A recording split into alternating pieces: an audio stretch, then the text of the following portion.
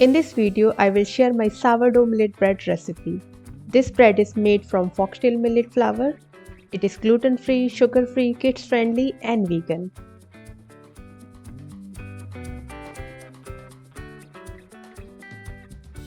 This is my sourdough starter. You can find the recipe on my Instagram. You can use the starter directly from the fridge or you can feed it one night before. The first and very important thing we need is a weighing scale. Take a clean glass and add 30 ml of water, 30 grams of starter,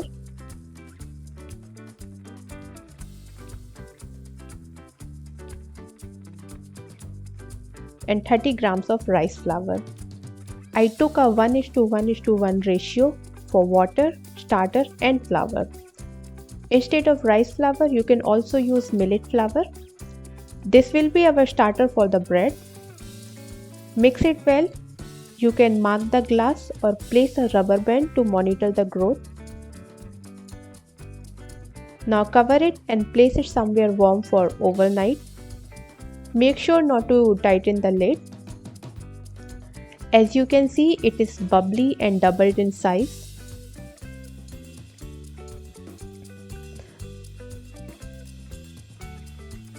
Now take a clean glass bowl and add 200 ml of filtered water and add the starter. The starter is floating on the water and that's how you know it is ready to use in the recipe. Combine the water and the starter. It should dissolve properly. Next add 2 tablespoons of psyllium husk. Next I am adding 110 grams of foxtail millet flour. This is a homemade flour, so it is not very fine like the one we get in the market, but ready-made flours can also be used here. Next I am adding 30 grams of rice flour. Now combine everything and let it rest for about an hour. After 1 hour, add some salt. And at this stage you can add any seeds, raisins or whichever flavor you want to add to your bread. I'm adding about 1.5 tablespoons of ground flax seeds and about a spoonful of olive oil. Next wet your hands and combine everything. You don't have to knead the dough, just combine everything and let it sit for another 1 hour.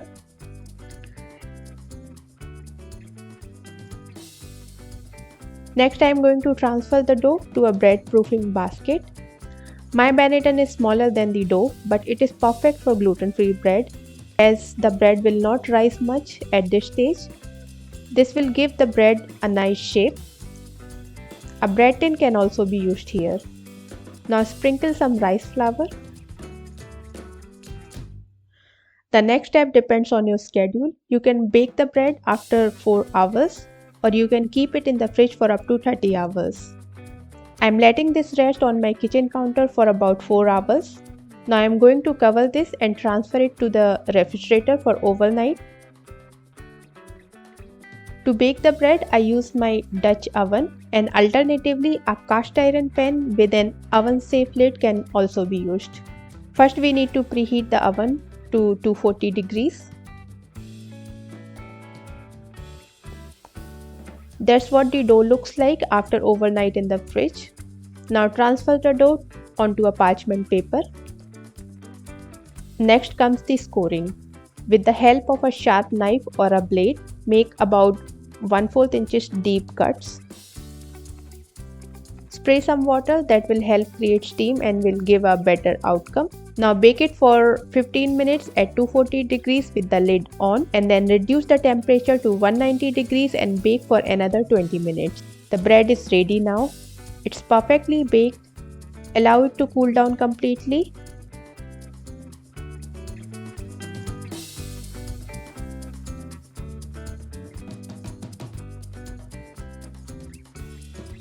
And this is what the bread looks like from the inside.